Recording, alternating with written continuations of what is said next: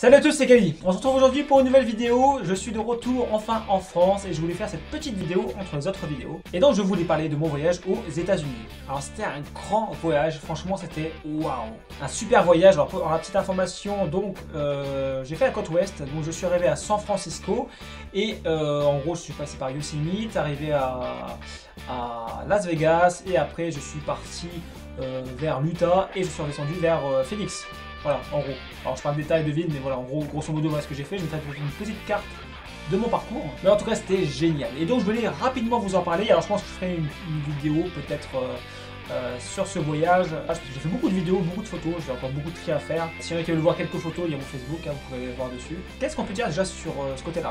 Du coup, je sais pas si on peut comparer avec la côte est, mais en tout cas, le côté ouest, là où j'étais, en tout cas, c'était vraiment très sympa. Déjà, les grandes villes, San Francisco, bah voilà, c'était super. Le Golden Gate, c'était vraiment une superbe ville. Beaucoup de voitures, beaucoup de circulation, mais franchement, c'est passé nickel.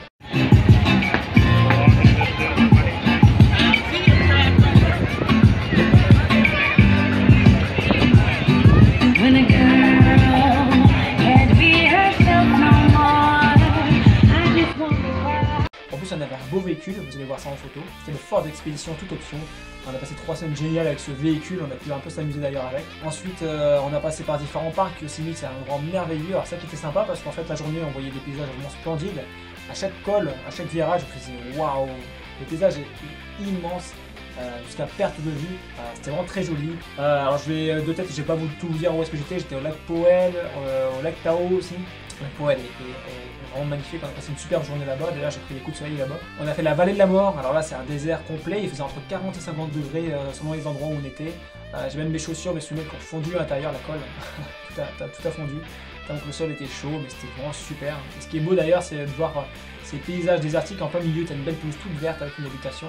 C'est plutôt joli. Et en plus le soir on a fini, alors après on a passé une bonne journée comme ça, on a fini à Las Vegas, on a dormi au Caesars Palace, on a passé 2 nuits là-bas. C'était assez superbe. Pourquoi? Parce que en fait c'est à voir, c'est quand même assez dingue. On dit une ville comme ça construite en plein milieu d'un désert, aujourd'hui ils sont tellement autonomes. Et d'ailleurs leur richesse qu'on voit là-bas, c'est l'eau en fait. L'eau est en abondance là-bas sans problème. C'est une ville qui vit le jour et la nuit. C'est quelque chose d'énorme. Alors je sais pas forcément jouer au casino parce que les machines sont pas très intéressante en fait. Maintenant c'est plus vraiment des pièces qu'on met, c'est on met un ticket et puis on appuie sur le bouton et il n'y a plus le gling gling gling gling, ça n'existe plus ça. C'est un peu dommage quand les pièces tombaient, etc. Enfin ça existe encore en France, hein, mais pas là-bas, donc c'est un peu dommage. C'était un peu un Zombieland à ce moment là, mais l'ambiance était là et il y avait le poker, mais le poker c'était que des compètes. Au Caesars Palace en tout cas, j'ai pas été faire tout le casino, 2 jours ça passe très vite, mais en tout cas c'est quand même sympa à voir, c'est quand même impressionnant. Ma première impression quand je suis arrivé dans ce Caesars Palace, du parking jusqu'à la réception déjà, c'était immense. Pour aller à la chambre à chaque fois, il y avait un parcours de phénoménal à faire, les couloirs étaient immenses, les chambres étaient immenses.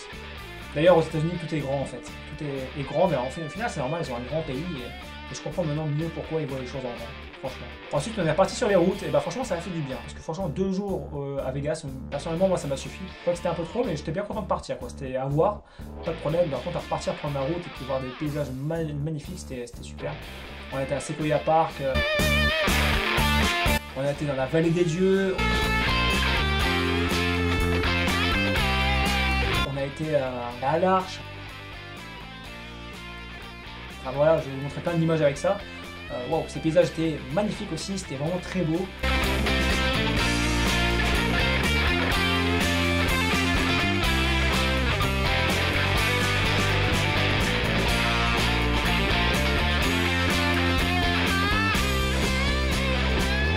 On avait des dieux, on s'amusait à faire du 4x4.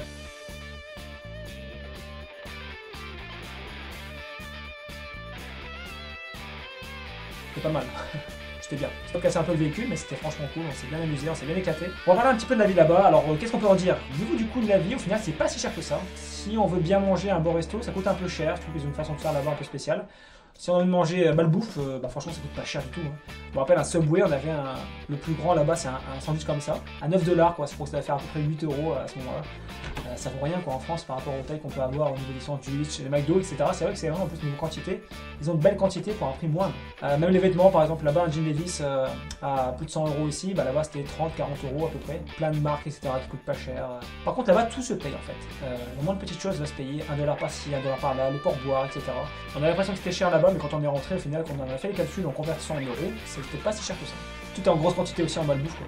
Häagen-Dazs, pour ceux qui aiment bien ça, le gros pot qui n'existe pas en France d'ailleurs, coûtait 13 $. En gros, ça vaut 10-11 € à peu près à ce moment-là quand on était là-bas. Ça coûte rien. Et donc c'était tentant d'en acheter. C'est ce que j'ai fait d'ailleurs. D'ailleurs, au niveau du poids, j'ai fait attention. Alors, on va parler un peu bouffe d'ailleurs, parce que ça faisait partie des questions. Au niveau de la bouffe, le petit déjeuner était énorme. Je mangeais le matin, j'étais blindé. Et puis, le midi, je mangeais quasiment rien. Des petites salades, des légumes. Ouais, franchement, j'ai bien mangé.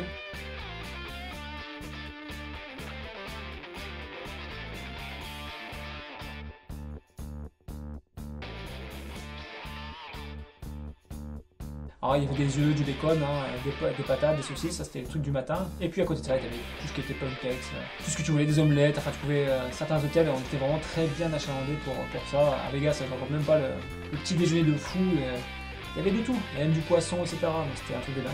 Et franchement, au niveau bouffe, c'est vrai qu'on ne meurt pas de faim là-bas, il n'y a pas de problème. Hein. Les Starbucks, des McDo, tout ce que vous voulez, on en voit tous les quelques kilomètres quand on est sur l'autoroute. Quand on est en plein désert, on a encore plein de choses à manger, il n'y a pas de problème. Au niveau des mentalités, en tout cas, nous, les Américains, sont très cool, sont très serviables, vraiment le sourire, etc. Ils sont très commerçants, et même ceux qui ne sont pas commerçants, dans les magasins, quand on croisait des gens, on leur demandait de l'aide, etc.